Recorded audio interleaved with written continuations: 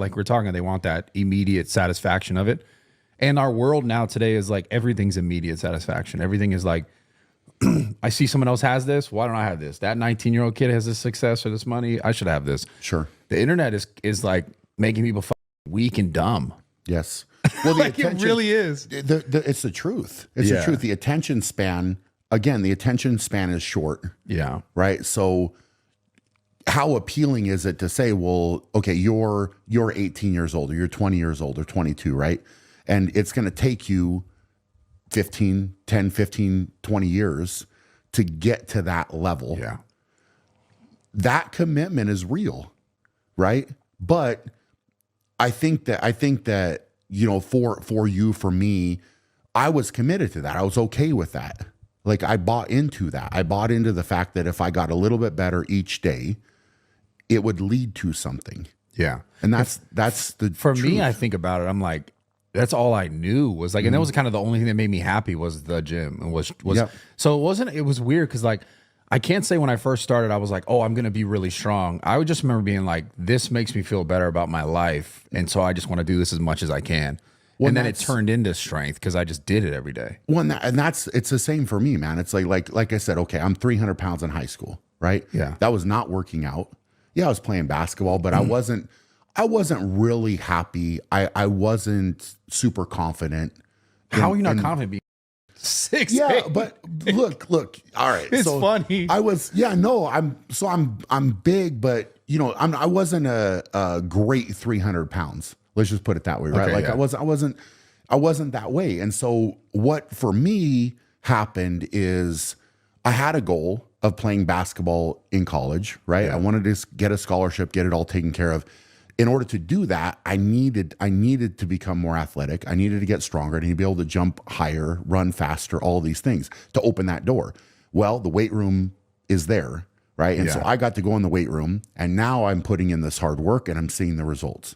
So all these good things are starting to happen, but what naturally happened along with that was I became more confident. I felt better. Yeah. Right. All of that. So I mean, for you know, younger kids out there, that's what got me hooked.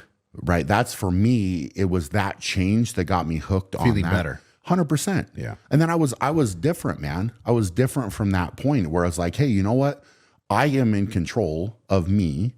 I can go in and put the hard work in. And then it naturally kind of progressed to trying to eat better, learn more about that. And back then it was all the magazines you're looking through, like, hey, what can I do with my diet? What can I do here? Yeah. And so the information that's being presented now on the internet is a lot more, right? And there's a lot more people that have a platform to talk, but the information needs to be deciphered a lot more now than ever as well. Yeah, because right? there's so much nonsense of people kind of just doing things for money. Yeah, and they'll say or do something to get attention when they don't really have anything to back it up, right? And I think that's what's fascinating too is you've got a story, you've got a past, you've got stuff that you have done, right, to level up, right? And the same thing for me, but we're sitting here having a conversation. There's a lot of value in our conversation because of what we have both done. Yeah. Right. So it's not like you haven't done anything or I haven't done anything, and now we're trying to talk and then positively impact people. Right. And that's I think when things come full circle, I think that's what, for me right now gives me the most meaning and joy and satisfaction is trying to help somebody else out. Right. It's the person that comes to me and say, hey, I listened to you about, discipline or overcoming adversity or whatever that might be. And I went and lost 100 pounds and now my life is different and I'm different and I have improved. And that, or somebody that's like, I went in the gym and got stronger. Right. And I do feel better. Like, I think everybody should train. I'm sure you feel the same way. I'm actually shocked. Cause I don't know. I'm looking back on like sort of in the past, at least as far as the West goes. And they did encourage more physical. There was like a more physical nature encouraged for people in general. And now it's just kind of like all that. It seems like none of that is important. Well, you had it in when you were in school, right? Growing up, it was much like PE, and but it wasn't so much like as like pushed for. I think that was like a little bit before my generation. Got it. And then then nowadays it's just like, yo, everything's like participation trophy and, do your best, which I get, but that's a whole weird sort of thing that's happening in the West where it's like we're not pushing people to actually try to be physically better, which, as we know, and you just stated, and my whole life is an example of, it made me a better person. Yeah. Not just like physically stronger. So it's weird because I always like wonder, like, is it sort of like, sounds conspiracy theory, is it sort of like not wanting that to be the case anymore so that there's like less strong people? 100%. You have to win and lose, right? So as a kid, the participation trophy generation is garbage. Yeah. It's complete garbage. It's horrible. It's horrible because the thing is I was right at the end of that, right? So I would have field day, for example, in school, and we would get ribbons, but you had a first place, a second place, a third place, a fourth place, fifth place, right? But you got rewarded for winning. Yeah. Right. So I got that. And then they came in and I even remember vividly because I was so competitive. Right. So I'd be playing like a game of basketball for the rec center or whatever. And then they started, we're not going to keep score. Right. So I had my mom keep score for me because I had to know if I was winning. But now, any time I work with kids, I talk to them about winning and losing because later in life, it's going to come back to haunt you, right? And right now we're trying to protect these feelings of these kids and say, well, everybody gets a trophy and we don't keep score and just go out and do your best. That's not good enough, man. Well, it's also not good enough. It's terrible. And it's also like, it's degrading like the rest of what men and what people are doing because like you're just starting to think like, well, if I just show up, it's okay. Then you have like people who are just okay with mediocre everything, relationships, business, their life. And it's like, why not start at a young age, like telling kids like, yo, you should try to be better. Like you should go for the number one spot. It's not like because that kid has number one spot that you're just a shitty person, but it's like, no, why would you not want to try to be better? Why would we not want kids to want to win? Because like I said, it goes to everything. You want, yes, 100. This is a problem and it's creating a problem in society, right? Like, and I think we're starting to see that more and more where the effort level is not there. And again, it's why I showed up, right? I should just get this. It's tough. It's across the board. And I think, when I talk to business owners and things like that, it's very, very difficult to find people that are willing to work hard and want to level up. Yeah. And it's starting to show up, man. Yeah. It really is. And it all comes back to kids being given that messaging and it's coming from weak adults. Yeah. Right. So weak adults, somebody that got into the system that maybe wasn't picked first to play on the team and wasn't a winner. Yeah. Right. Oh, well, they got their, so they go, hurt. It's okay. Now we're going to come in and protect the kids. Yeah. Right. The thing here's like to flip it, the messaging, right? I would say that any younger individuals out there listening to us, what they need to look at is this is an opportunity. It's an opportunity right now because if you are a winner and you are willing to do the work to separate yourself, you will literally crush people. Yeah. Crush them because your competition is not going to be there. Yeah. They're not going to be willing to do that because they're all going to want the gratification now. And they're not going to be willing to sacrifice to do anything to improve themselves. Whereas if you are, the opportunity is huge. Yeah, I see Dana White talking about this. Man. It's very realistic, man. I just, like I said, it permeates to every other aspect of your life. If you're just okay with the mediocre, then you're going to your relationships, everything. It's not, you should want to level up. That's normal, right? Like here's the thing is I've always told you this, like I'm happy for your success, right? Like if you, and this is real, right? The energy that you put out to the world is real. So 100%. Like you should want to be happy for somebody's success. Right? Yeah, not so like, it's like, man, that's awesome, bro. Look at that. Good for you. And for me, I think about it a little bit different where I know the hard work that it took. Whereas so many people out there now and social media, again, gives them a platform to make these comments, but somebody will post something that's like, oh, must be nice, or look how lucky you are, or whatever. Like almost saying to the universe, I don't want that. Like, don't give me that success, right? Yeah. Like I hate this person because they're successful. Yeah. Right.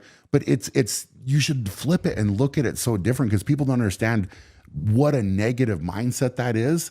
And you're essentially telling the world, I don't want that. right? Don't give me that, right? And that's what will happen. Versus like, hey, I'm happy for genuinely happy, right? Like I'm genuinely happy for somebody being successful, for them leveling up. You put out that positive energy, and it'll come back, right? Like you help people out, like. You know, I believe like with this, right, we're genuinely, the goal is to help people. Yeah, right? without a doubt. That's why I don't do anything at this point in my life to not like. Yeah. But it'll come back. Like that's the thing is you put it out and you know, it's really cool also, as much as social media and all of, you know, YouTube and everything like that might be, you know, tough to navigate. There's still a great way for people to have a platform to positively impact people as well. Yeah. Right. Yeah. So, I guess that goes back to the thing that sucks, like in the fitness space specifically, because obviously I think that a lot of these creators, and I mean people like ourselves as well. Not that we're separate from them, but that we have such a responsibility. I think that is to be in a space where other people who are not so versed in fitness are like looking into it.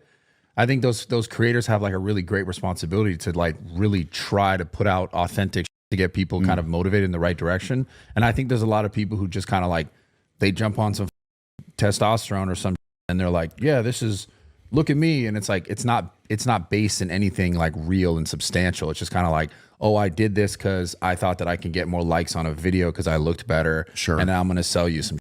Yeah. Like that's what's happening. And exactly. They're trying to prey on people that are susceptible to that. Yeah. Right. Like they're willing to buy into that.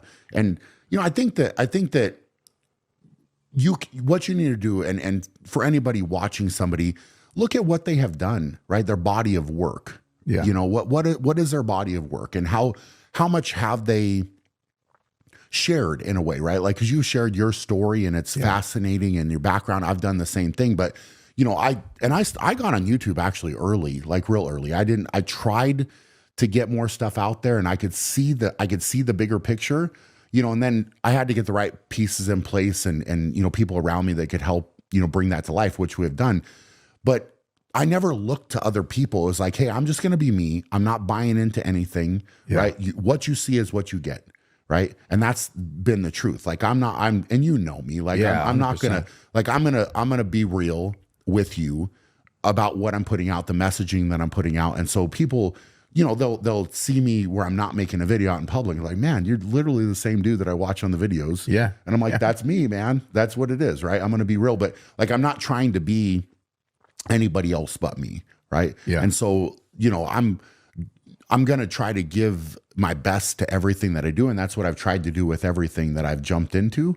And that's just what I know how to do. Right. Yeah. So it's, I think it's important to be yourself, right. And make a name for yourself. But there's also, for me, there's accomplishments that I can fall back on as well. Yeah. Right. So I'm not just making a video. Like I've got a past, but I also have things that I've done, that I've accomplished, and yeah, you know, but it's interesting because on the internet, like obviously anyone can go look up what you've done in like your resume, but like most people who, if they just find out about you today, they don't do that. Sure. People don't really do the research. They just go, oh, this is what he said today. This is what I know of him. That's it. Like we talked earlier about how when people see you and your success or your strength or your feats, and they go, whatever they see today is like, that's kind of all that matters. Yeah. So it's like, even though if you've done something for the last 10 years, that's the weird kind of caveat to this whole thing, is that that's why like they're able to have so much success to people without substantial like accolades. They're just like, oh, that guy looks good. And then they're just preying on the, oh, I want to look good. He looks good. Sure. Without like how it even happened. Yeah. So it's an interesting time. Cause like at the same time, like everything you're saying is 100% correct. It's just like, there's this whole other level of like, people are, like we talk about the attention spans are just, they're not, maybe not willing to do the research or do the looking or do the actual critical thinking about the circumstances. Sure. And they just go, they take everything for face value. And that goes to everything in the world now, like politics, all this. It's just like, he said it, I believe it. Yeah. And this is that's hitting the nail on the head. Right. Yeah. And this is the I think the problem with society as a whole is critical thinking. Yeah. Right? I keep talking about this. I feel like on all my podcasts, but it's like, I can't help but do it. Cause whenever I ask questions and I go down these roads about anything, any topic, whether it's strength or bodybuilding or like life, like it all comes down to like, are you actually trying to figure some out out, like to really learn and be better, or are you just trying to take some easy road to something that feels more comfortable? Because like success is not out of comfort. Yeah. It's out of fucking hard work. Yes. And people are going like, he has it. I just want to, how do I get there fast? And it's like, nothing ever great came from just getting there fast. Sure. And it also never stayed. Yeah. You know? But, and again, critical thinking is an interesting thing. And that ability in life is huge, especially